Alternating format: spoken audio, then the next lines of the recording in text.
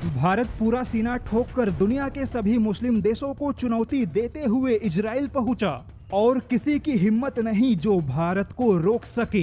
दुनिया के किसी भी मुस्लिम देश ने भारत को रोकने का साहस नहीं दिखाया, लेकिन यहाँ पर हमारे ही देश के अंदर कुछ ऐसे नेता, कुछ ऐसे संगठन हैं जो भारत के मजबूत जड़ों को कमजोर कर रहे हैं। जैसा कि इजराइल और फिलिस्तीनी हमास का लंबे समय से युद्ध छिड़ा है, लेकिन यहाँ पर गौर करने वाली बात यह है कि मुस्लिम देशों के पास एक बड़ा संगठन है, लेकिन फिर भी सऊदी अरब हो या संयुक्त अरब अमीरात, कोई भी फिलिस्तीन या हमास के समर्थन में इजराइल से भिड़ना नहीं चाहता।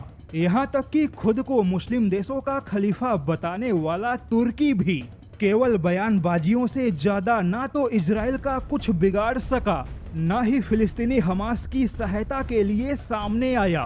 केवल छोटे मोटे आतंकी संगठनों के अलावा कोई भी मुस्लिम देश हमास या फिलिस्तीन के सहायता के लिए अपनी सेना भेजना नहीं चाहता।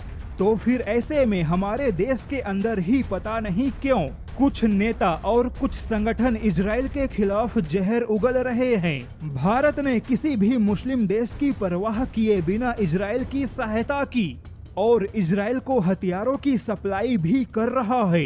लेकिन हैरानी की बात है कि इजराइल को भारत के हथियारों के सप्लाई से किसी मुस्लिम देश को दिक्कत हो, उससे ज्यादा हमारे देश के कुछ लोगों को ही दिक्कत हो रही है।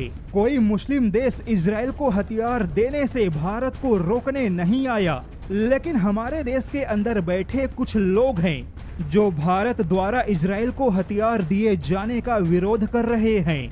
ऐसे लोगों को भारत के विदेश नीति या भारत के कूटनीति से कोई लेना देना नहीं है। यह लोग केवल अपने वोट बैंक को बचाना चाहते हैं। ऐसे में भारत और भारत की जनता को इन लोगों से सावधान रहना चाहिए।